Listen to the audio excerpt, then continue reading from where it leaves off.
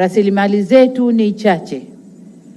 Kama mnavyojua, mara nyingi tunategemea kupata kutoka nje, mikopo kutoka kwa taasisi mbalimbali za kimataifa, mabenki ya kimataifa, lakini yaliyotokea nchini kwetu yametutia doa kidogo.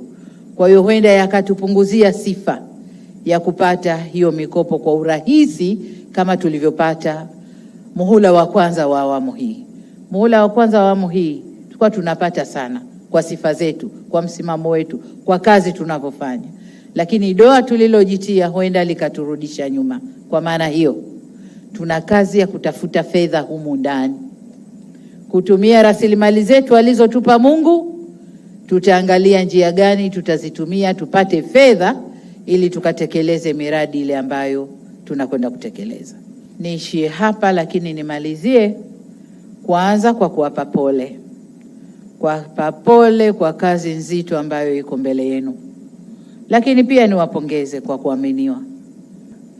Si kwamba ni wazuri kuliko wote kule ndani ya bunge, hapana. Vigezo vilikuwa vingi sana. Kwa hiyo nyinyi mmeibuka, na kama mtakavyojiona mko mchanganyiko hapa ndani. Mchanganyiko kutokana na background za kiuchumi, background za kijamii, background za kisiasa. Mko mchanganyiko humo ndani, kwa sababu wote ni Watanzania na wote kazi yetu ni kuhudumia wananchi.